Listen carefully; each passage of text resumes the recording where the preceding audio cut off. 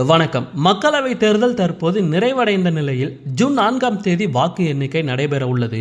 இந்த நிலையில் 2024 ஒருவேளை ஆட்சி மாற்றம் ஏற்பட்டால் இந்தியாவில் ஜூன் 4ஆம் தேதிக்கு பின் என்னவெல்லாம் நடக்கும் என்ற எதிர்பார்ப்பு எழுந்துள்ளது. 2024 லோக்சபா தேர்தல் கிளைமேக்ஸை நெருங்கும் நிலையில் ஒருவேளை ஆட்சி மாற்றம் ஏற்பட்டால், அதாவது பாஜக தோல்வியடைந்து காங்கிரஸ் தலைமையிலான இந்தியா கூட்டணி வெற்றி பெற்றால் முக்கியமான 10 விஷயங்கள் நடைபெற வாய்ப்புள்ளதாக ஒரு தகவல் கிடைத்துள்ளது. அந்த 10 விஷயங்கள் என்னென்ன என்பது பற்றி விரிவாக பார்ப்போம். 1. எதிர்க்கட்சி கூட்டணியில் பல அமைச்சர்கள், மாஜி அமைச்சர்கள், எம்எல்ஏக்கள் சிறையில் உள்ளனர். சிறையில் உள்ள செந்தில் பாலாஜி உட்பட பலர் விடுதலையாக வாய்ப்புள்ளது.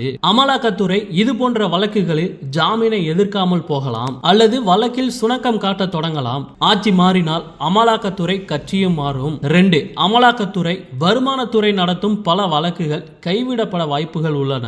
3. தற்போது ஆளும் தரப்பு மீது அமலாக்கத்துறை வருமான வரித்துறை வழக்குகள் பாயும் வாய்ப்புகள் உள்ளன.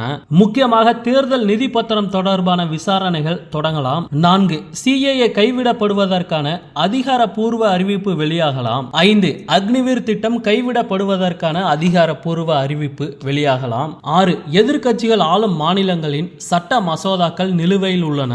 இப்படி நிலுவையில் உள்ள பல சட்ட மசோதாக்கள் உடனே ஒப்புதல் பெறப்படலாம். 7. மாநில ஆளுநர்கள் எல்லோரும் அல்லது பலரும் அடுத்தடுத்து அல்லது ஒரே நாளில் ராஜினாமா செய்வார்கள், தமிழ்நாடு ஆளுநர் உட்பட. 8. நீட் தேர்வு ரத்து உள்ளிட்ட மாநில அரசுகளின் பல கோரிக்கைகள் ஏற்றுக்கொள்ளப்பட வாய்ப்புகள் உள்ளது.